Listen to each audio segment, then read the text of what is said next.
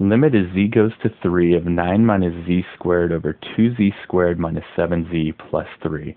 The first thing I'm going to do is try plugging a 3 in for all of the z's. In the numerator, that'll give us 9 minus 3 squared. In the denominator, that'll give us 2 times 3 squared minus 7 times 3 plus 3. In the numerator, we will have 9 minus 3 squared, which is a 9. In the denominator, 2 times 3 squared, which is 2 times 9, which is an 18, minus 7 times 3, which is a negative 21, and then plus 3.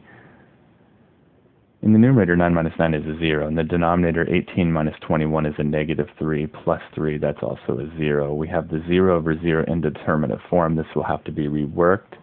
Since these are power functions, we can rework by trying the factor and cancel method. So we will have limit as z goes to 3. The numerator is a difference of squares, so it will factor into a 3 plus c and a 3 minus c. The denominator is a trinomial, 3 terms. It will factor by trinomial factoring.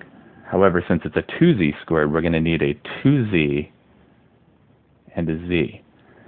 We need two numbers to multiply to be a positive 3 and add to be a negative 7. Now, multiplying to be a positive 3, they have to either both be positive or both be negative. But since they need to add to be negative 7, they need to both be negative.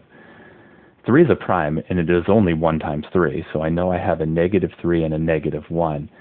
And now we have to put them in the proper spot so that they add up to negative 7, where one of them is going to multiply with a 2z. And that means we will definitely want the negative 3 to be here and the negative 1 to be here. That's so that that negative 3 will multiply a 2z and be a negative 6z, and the negative 1 will multiply with a z and give us a negative z. Negative 6z minus another z is a negative 7z. So you have to pair them off properly here. Be careful with that. Now that we've done that, we can see where we are ending up with 0 over 0. The 3 minus z and the z minus 3 are making the zeros. They're not exactly the same yet. They're opposite signs of each other, so they don't quite cancel. We will need to factor in negative out of one of them. I will take it out of the one in the numerator. It will just have a negative sitting in front of the entire expression, and it will change these to opposite signs. They will be now a positive z and a negative 3. In the denominator, we'll leave it alone. And we are now able to cancel the z minus 3's that are making the 0 in the numerator and denominator. We'll cancel those out, leaving us with a negative 3 plus z over 2z minus 1.